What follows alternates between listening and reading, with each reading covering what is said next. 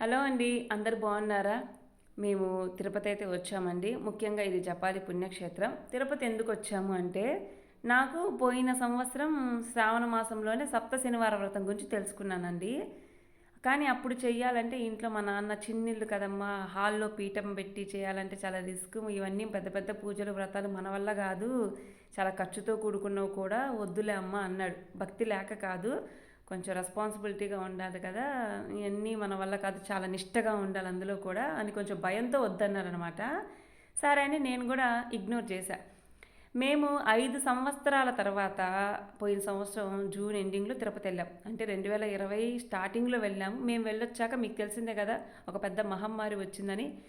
అది మన అందరి జీవితాల్లో అలజడి సృష్టించింది. పైగా మా పర్సనల్ లైఫ్లో కూడా చాలా ప్రాబ్లమ్స్ ఉండి ఈ 5 ఇయర్స్ వెళ్ళలేకపోయాము. 2020 తర్వాత 2025లో వెళ్ళాము. ఇంకా అప్పుడు సప్తశనివారం వ్రతం చేయాలనుకుని నాకు ఎక్కువ ఆ ఏడుకొండలవన్నీ తలుచుకుంటూ ఉంటున్నా. ఇంకా ఆయన అనుగ్రహం మళ్ళీ కలిగింది. మొన్న ఏప్రిల్ ఫస్ట్ వీక్లో తిరుపతి వెళ్ళడం జరిగిందనమాట. ఇంకా ఆ తిరుపతి వెళ్ళి రావడం నేను సప్తశనివారం వ్రతం చెయ్యాలని బలంగా అనుకుంటూ ఉన్నా. మా నాన్న అడిగా, నాన్న తిరుపతి వెళ్ళొచ్చాం కదా, వ్రతం చేసుకుంటా అంటే, చేసుకో అమ్మా, ఇంక నీ ఇష్టం, నువ్వు చెప్పినా వినవు కదా అన్నాడు. కానీ నిజంగా నేను ఒక్కదాన్ని చెయ్యాలనుకుంటే కాదు, ఇంట్లో వాళ్ళ సహకారం ఉంటేనే కానీ వ్రతాలు పూజలు అనేవి చేసుకోగలమండి. ఎందుకంటే నేను వ్రతం స్టార్ట్ చేశాక మా ఇంట్లో మా నాన్న, మా అమ్మ కానీ సహకరించారు. మా నాన్న ఏంటంటే, మా నాన్న కొంచెం నాన్ వెజ్ తినకుండా ఉండలేదు. అలాంటిది నాన్ వెజ్ మానేసాం కంప్లీట్గా. ఏప్రిల్ నుండి తిరుపతి వచ్చేదాకా నేను, అంటే అప్పుడు తిరుపతి వెళ్ళాక వ్రతం స్టార్ట్ చేశాను కదా, ఈ తిరుపతి వచ్చేదాకా నేనైతే తినని అనుకున్నాను. మా ఫ్యామిలీ కూడా నాకు సపోర్ట్ చేశారు. కాకపోతే వ్రతం అయిపోయేదాకా వాళ్ళు తినలేదు. వ్రతం అయిపోయాక ఇంకా 2 3 సార్లు తెచ్చుకొని తిన్నారు. బేసిక్గా ఏంటంటే, వ్రతం అంతా తినాలని తినకూడదని ఏం లేదు. శుక్ర శని ఆదివారం తినకుండా ఉంటే చాలు. కానీ నా మనసుకి అది వద్దు అని అనిపించి కంప్లీట్ నాన్ వెజ్ మానేశాను అనమాట. గుడ్డుతో సహా మానేశాను. నా కుటుంబం సహకరించింది, మా అమ్మ కూడా నాకు సహకరించింది అనమాట. ఇంకా అంటే మా అమ్మ సహకరించడం అంటే ఎలాగా, నాతో పాటు పొద్దున్నే లేచి స్నానం చేసి ఇంట్లో పూజలో మా అమ్మ 50%, నేను 50%, ఇద్దరం పని పంచుకొని చేసుకున్నాము. ఇద్దరం కలిసి చేసుకున్న వ్రతం అని చెప్పచ్చు అనమాట. సో నా కుటుంబ సహకారంతో సప్త శనివారం వ్రతం అయితే పూర్తయిందనమాట. ఇంకా వ్రతం పూర్తయ్యాక మనకి వ్రతం సమాప్తం ఎప్పుడు అవ్వాలి అంటే, మనం వ్రతం స్టార్టింగ్ అప్పుడు ఒక ముడుపు కట్టుకుంటాం స్వామివారికి. ఆ ముడుపుని వెంకటేశ్వర స్వామి తిరుపతిలో ఉంటారు కదా, అంటే తిరుమల తిరుపతి దేవస్థానం సందర్శనం చేసుకొని స్వామివారికి ఆ ముడుపు చెల్లిస్తేనే వ్రతం పూర్తయినట్టు లెక్క. నిజంగా వ్రతం అయితే పూర్తయింది నిరాటంకంగా, ఒక్క వారం గ్యాప్ లేకుండా. అంటే ఆడవాళ్ళకు వచ్చే ఆటంకాలు ఏవైతే ఉంటాయో, నా అదృష్టం కొద్దీ అది శనివారానికి టచ్ కాకుండా రావడం జరిగింది. అంటే ఆదివారం సాయంత్రం రావడము, ఆదివారం ఉదయం రావడము అయిపోయి, ఇంకా మళ్ళీ శనివారానికి ఎటువంటి ఆటంకం లేకుండా జరిగింది. 7 వారాలు నిరాటంకంగా పూజ చేసుకున్నాను.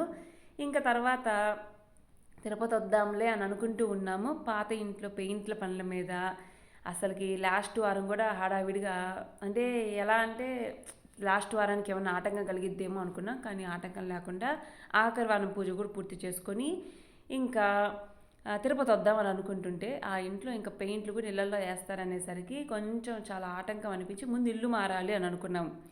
ఏడుకొండల వాడు కూడా ఆ ఇల్లు మారడం ఆయన నిర్ణయమే అని నేను అనుకుంటున్నా. వ్రతం పూర్తయింది, ఇల్లు మారాము.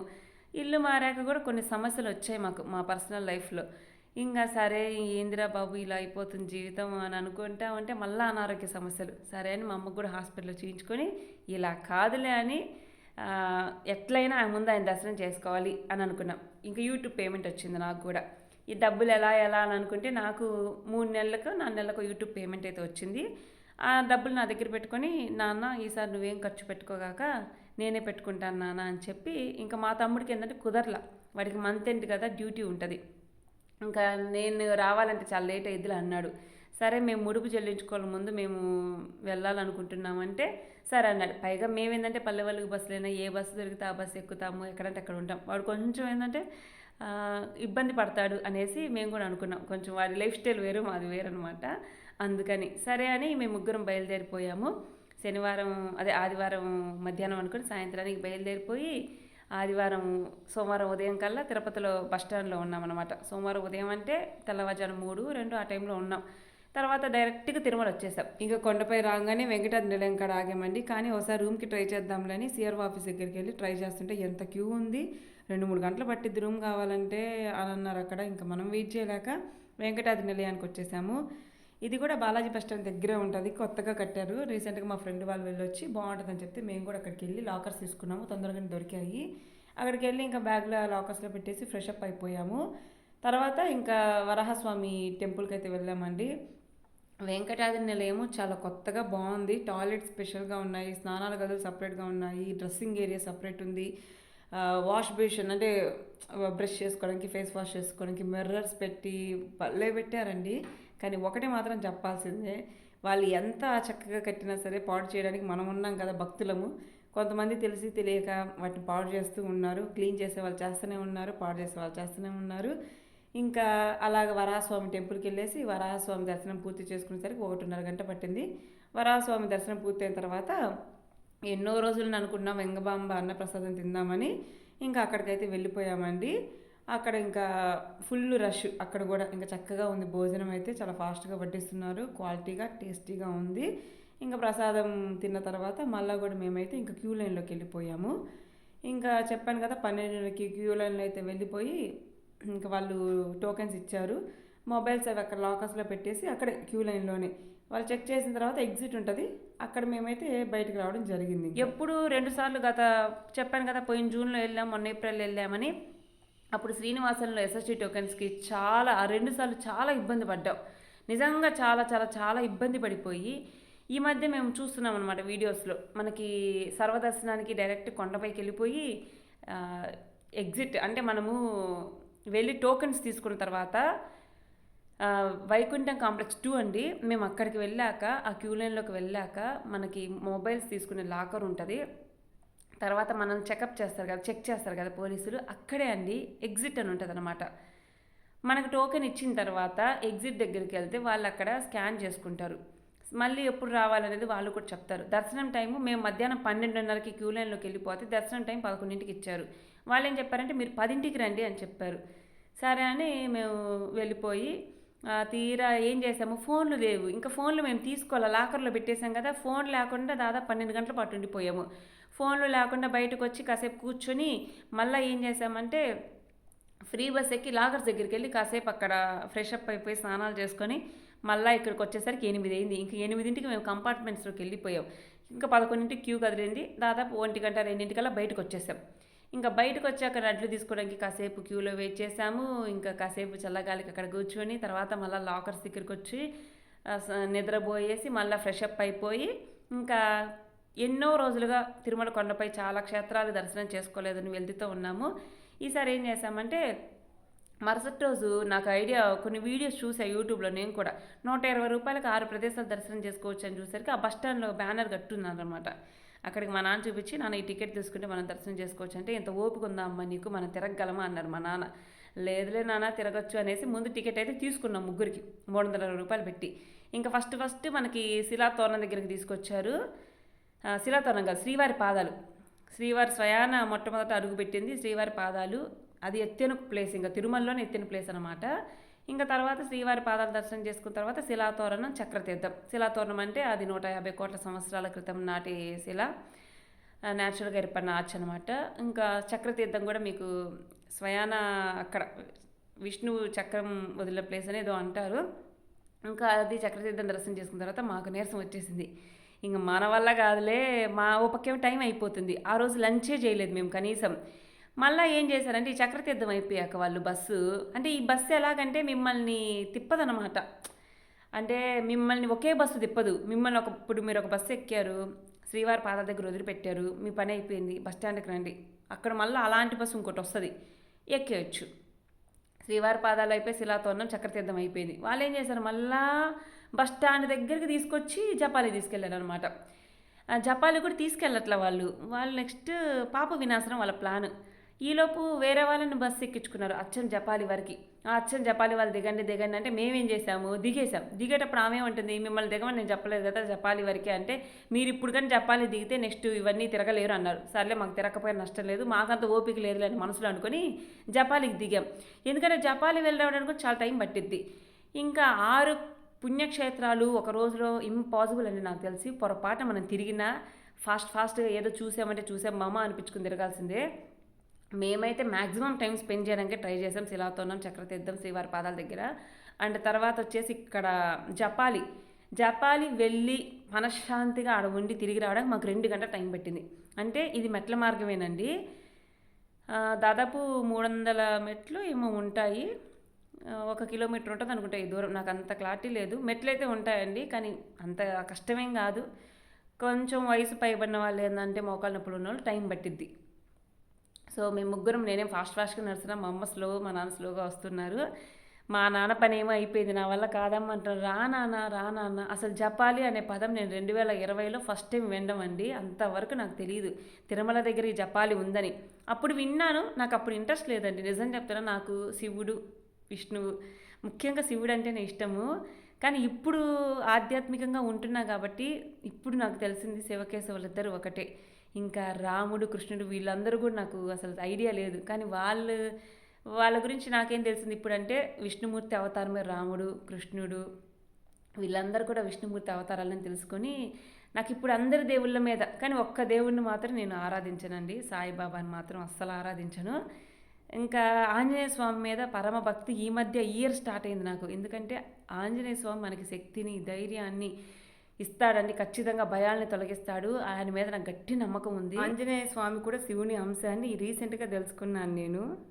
సో ఎలాగైతే జపాలి చూడాలి, ఆంజనేయ స్వామిని దర్శనం చేసుకోవాలి అని అనుకున్నాము. నా కోరిక అయితే నెరవేరింది. ఫస్ట్ టైం అండి, నేను ఇప్పుడు 10 సార్లు తిరుపతి వచ్చినా సరే మొదటిసారిగా శ్రీవారి పాదాలు, చక్రతీర్థం, శిలాతోరణం, జపాలి ఇవన్నీ చూడటం ఫస్ట్ టైం అనమాట. నేను ఇక్కడ జపాలి అనే మహర్షి తపస్సు చేశారు కాబట్టి ఈ ప్రాంతానికి జపాలి అని పేరు వచ్చిందండి. ఇక్కడే హనుమంతుడు జన్మించాడని కూడా అంటూ ఉంటారు. ఇంకా శ్రీరాముడు, సీత, లక్ష్మణుడు తన వనవాస సమయంలో ఈ ప్రదేశాన్ని సందర్శించి ఇక్కడ కూడా ఉన్నారని అంటారనమాట. ఇది వచ్చేసి మనకి వెంకటేశ్వర స్వామి గుడికి 5 కిలోమీటర్ల దూరంలో ఉంటుంది. అలానే పాప వినాశనం వెళ్ళే దారిలో కూడా ఉంటుందండి. ఇక్కడ నిజంగా చెప్తున్నాను కదా, చాలా బాగుంటుందండి. అడవిలో మధ్యలో ఉంటుంది. ఇక్కడికి రావడానికి మెట్ల దారి, అలానే మట్టి రోడ్డు కూడా ఉంది. మీకేంటంటే మెట్లు ఎక్కలేమనుకున్న వాళ్ళు మట్టి రోడ్లో బండి ద్వారా కూడా రావచ్చు, మన వెహికల్ ద్వారా, అంటే 2 వీలర్స్ మీద రావచ్చు అనమాట. ఇంకా వచ్చిన తర్వాత ఇక్కడ మనకి దారిలో ఎక్కడ కూడా మీకు మంచినీళ్ళు దొరకవండి. మజ్జిగ లేకపోతే లెమన్ వాటర్, ఇలా ఫ్రూట్స్ అంటే కీరదోసకాయ, క్యారెట్, లేకపోతే మిక్చరు ఇలాంటివి తినుబండారాలు అందుబాటులో ఉంటాయి. వాటర్ బాటిల్ క్యారీ చేసుకోండి. మంచినీళ్ళు కావాలంటే ఇంకా టెంపుల్ దగ్గరకు వచ్చాక ట్యాప్ కింద వస్తాయి. ఇంకా ఇక్కడ టెంపుల్లో పెద్ద రష్ ఏం లేదు మేము వచ్చినప్పుడు. ఇక్కడ కొలను కూడా ఉందండి, తీర్థం అంటారు కదా ఒకటి, అది కూడా ఉంది. ఇక్కడ 10-15 రూపాయలు టికెట్ అండి. మనం వెళ్ళేటప్పుడు మన ఇష్టం, ఒక కొబ్బరికాయ, తమలపాకులు, మాలైనా తీసుకొని రావచ్చు. ఇక్కడ చెట్టు ఉంది కదా, చెట్టు మీద అందరూ కూడా నాణ్యాలు అంటిస్తూ ఉన్నారు. విపరీతంగా ఉన్నాయండి కోతులు అయితే ఇక్కడ. మేము కోతుల దెబ్బకి నిజంగా చెప్తున్నా కదా, మనం ఏమైనా తినుబండారాలు ఉంటే వాటి కనిపించకుండా ఉంటేనే మంచిది, లేకపోతే తీసుకుని వెళ్ళిపోతాయి. ఈ పెద్దోడత ఎక్కడికి వెళ్ళినా కనిపిస్తుంది మాకు. నేను కోతులకు వేద్దామని అట్టుపండ్లు తెచ్చాను అనమాట, ఒక 1/2 డజన్. ఇక్కడ డజన్ 100 రూపాయలు అన్నారు. సరే మన శక్తి కొద్ది ఒక 50 రూపాయలు కొని వాటికి వేద్దామని తెస్తే, అవి మజ్జిగ ప్యాకెట్లు మాకు తాగడానికి తెచ్చుకుంటే అవి అట్టిపండ్లు చూసి నా ఎమ్మడబడ్డాయి. నేను అట్టిపండ్లు వదిలేశాను, అయినా అవి నన్ను వదలలేదు. ఇంకా మజ్జిగ ప్యాకెట్లు కూడా ఒకటి వదిలేసి 2 దాచిపెట్టేశాను అనమాట. ఈ హడావిల్లో ఉంటే ఒక సబ్స్క్రైబరు, హాయ్ అక్క, నేను మీ వీడియోస్ చూస్తాను అని పలకరించారు. అమ్మాయి వచ్చేసి కావ్య, వైజాగ్ నుండి. ఇందాక వీడియోలో కనిపించుండొచ్చు మీకు కూడా, ఆరెంజ్ కలర్ డ్రెస్లోనే ఏదో ఉండుండొచ్చు. నేను తీయలేదు, వాళ్ళ ప్రైవసీని దెబ్బతీయకూడదు కదా అనేసి. అక్క మీ వీడియోస్ చూస్తాను, చాలా బాగుంటాయి అని కాసేపు ప్రేమగా ఆప్యాయంగా మాట్లాడింది. తను కూడా చాలా క్యూట్గా ఉంది. కావ్య, వైజాగ్. థ్యాంక్ యూ కావ్య, నన్ను అభిమానంగా పలకరించినందుకు. ఇంకా రిటర్న్ అయ్యేటప్పుడు దారిలో ఇంకా అందరం కలిసి మెట్లు దిగుతుంటే అక్క ఒక ఫోటో కూడా తీసుకుంది. ఫస్ట్ టైం అనమాట. సరే అని వాటర్ తాగుదామని వాటర్ పట్టుకున్నాను. చూసారా తెల్లగా ఎలా వస్తున్నాయంటే కొబ్బరి నీళ్ళు వస్తాయి కదా, అలా వస్తున్నాయి. మాకు డౌట్ వచ్చి అడిగితే అక్కడ ఆ వాటర్ ప్రెషర్ వల్ల అలా వస్తున్నాయి అని చెప్పారు. అవన్నీ స్వచ్ఛమైన నీరే, వీళ్ళు పరిశోధన కూడా చేశారంట. అవి తాగడానికి పనికొచ్చే నీరే, అందులో ఎటువంటి మలినాలు అలా ఏం లేవు అని చెప్పారు. సరే అని పట్టుకొని తాగేసాం, నార్మల్గానే ఉన్నాయి. ఇంకా కావ్య అనే అమ్మాయి అంటే మెట్లు దిగేటప్పుడు దారిలో కూడా పలకరిస్తూ మీ వీడియోస్ బాగుంటాయి అంకుల్, వీడియోస్ అన్నీ చూస్తూ ఉంటాను అని చెప్పి చక్కగా వాళ్ళ ఫ్రెండ్స్తో వచ్చి ఒక ఫోటో కూడా అడిగి తీసుకుంది. నేను అనుకుంటున్నా 50,000 మంది సబ్స్క్రైబర్లు ఉన్నారు, ఒక్కరు కూడా కనిపించట్లేదే అని. నిజానికి చెప్పాలంటే చాలామంది వచ్చి పోతూ ఉంటారు. కాకపోతే మనం వెళ్ళే టైం, వాళ్ళు వెళ్ళే టైం కుదరదు. నిజం చెప్పండి, మేము ఇన్నిసార్లు తిరుపతి వచ్చాం కానీ ఏ రోజు తెలిసిన వాళ్ళు కనిపించలా. పోయినసారి ఒక ఫ్యామిలీ కనిపించింది, తెలిసిన ఫ్యామిలీ. నిన్న గూడా వెళ్ళినప్పుడు మా స్కూల్‌లో స్టూడెంట్స్ ఉంటారు. నాకు ఇద్దరు మగపిల్లలు. వాళ్ళ ఫాదర్ కనిపిచ్చారు. సార్‌ని గూడా పలకరించాను. ఆయన దర్శనం చేసుకొని బయటకొచ్చారు. నేను అప్పుడే దర్శనం చేసుకోవడానికి ఎళ్తున్నాననమాట. చాలా రేర్ అండి మనకు తెలిసిన వాళ్ళు కనిపించడము. సో, ఒక సబ్‌స్క్రైబర్ అయితే కనిపిచ్చారు. చాలా హ్యాపీగా అనిపిచ్చింది. ఇంకా జపాలి నుండి మేము 2 గంటలు పట్టిందండి. 2:30కెళ్తే 4:30కేమో బయటకొచ్చాము. అంటే మెట్లెక్కడం, అదిగోండి నడక మార్గం చెప్పాను కదా! అటు నుండి వస్తున్నారనమాట. మెట్లెక్కడం, దిగడం, కాసేపు అక్కడ టైం స్పెండ్ చేయడం. నేను చెప్తున్నా కదా! టెంపుల్స్‌కి ఇలాంటి ప్లేసెస్‌కి వెళ్ళామంటే వెళ్ళాము, మమ అని పరిగెత్తుకుంటా రావడం అయితే వెళ్ళొద్దండి. అంటే నా అభిప్రాయం చెప్తున్నాను. దానివల్ల మనీ వేస్ట్ తప్ప ఏ ఉపయోగం లేదు. మన మనీ ఇప్పుడు మనం కష్టపడి మెట్లెక్కి వెళ్తున్నాము, కష్టపడి మెట్లు దిగుతున్నాము. కాసేపు ఆ గుడి దగ్గర కూర్చొని ఆ గుడి వాతావరణం చూస్తూ ఆంజనేయ స్వామిని నామస్మరణ చేసుకుంటూ ఉంటేనే మంచిది. నేను వెళ్ళేటప్పుడు చెప్పులు ఇక్కడ వదిలెళ్ళానండి. కొంచెం హై హీల్స్ కదా! అవి వేసుకెళ్తే మెట్లు ఎక్కడం కష్టమైద్దని అక్కడ వదిలెళ్ళా. మా అమ్మ, మా నాన్న వేసుకొచ్చుకున్నారు. వాళ్ళు టెంపుల్ దగ్గర వదిలారనమాట. ఎక్కడికి పోవాలో చెప్పులైతే బాగానే సేఫ్‌గానే వేసుకున్నా. ఇది ఎంట్రన్స్ అండి. మీరు గాని ఆర్టీసీ బస్‌లో వస్తే ఆ బస్ ఇక్కడి దాకా రాదు. ఇక్కడ దాకా మీరు రావాలంటే మీరు ఏదైనా వెహికల్ మాట్లాడుకుంటేనే ఓన్ వెహికల్ అయితేనే వస్తది. బస్ స్టాండ్ మనం ఇక్కడ నుండి నడిచి అదిగోండి ఆ ఎంట్రన్స్ దగ్గర మేము నడుచుకుంటూ ఇప్పుడు బస్ స్టాండ్‌కి వస్తున్నాము. ఈ బస్ స్టాండ్ దగ్గర బస్ ఎక్కి వెళ్ళాలన్నమాట. ఇక్కడ ఆటో వాళ్ళు అదే జీపులు వాళ్ళు వీళ్ళు ఏమంటారంటే కారు వాళ్ళు బస్సు రావడానికి లేట్ అయితే మేము వదిలిపెడతామంటారు. అలా ఏం కాదు, బస్సులు వస్తాయి చక్కగా. ఇంక మేము బస్ ఎక్కి తిరుమల బస్ స్టాండ్‌కి అయితే వచ్చేసి మళ్ళీ కూడా ఇంకా తిరుమల వెంకటాద్రి నిలయానికైతే వెళ్ళిపోయి ఫ్రెష్ అప్ అయిపోయి ఇంకా సాయంత్రం ఇంటికి స్టార్ట్ అయిపోయి ఇంకా నైట్ అలా అలా ప్రయాణం చేసుకుంటూ తెల్లారి 5కి మా ఇంటికైతే వచ్చేసామండి. బుధవారం ఉదయం, ఆదివారం సాయంత్రం స్టార్ట్ అయితే బుధవారం ఉదయం ఇంటికైతే వచ్చేసాము. ఇలా జరిగిందండి ఈసారి తిరుపతి. నిజం చెప్తున్నానండి, ఇక్కడ వెహికల్స్ రష్ మామూలుగా లేదు. ట్రాఫిక్ మాత్రం జనాలు కుప్పలు కుప్పలు, అసలు చెప్తున్నా కదా, ఇసకేస్తే రాలని జనం తిరుపతిలో ఎప్పుడూ ఉంటానే ఉంటారండి. సో ఇది వాటి వీడియో, నచ్చితే లైక్ చేయండి. ఇలాంటి మరిన్ని వీడియోస్ కోసం నా ఛానల్ సబ్స్క్రైబ్ చేయండి.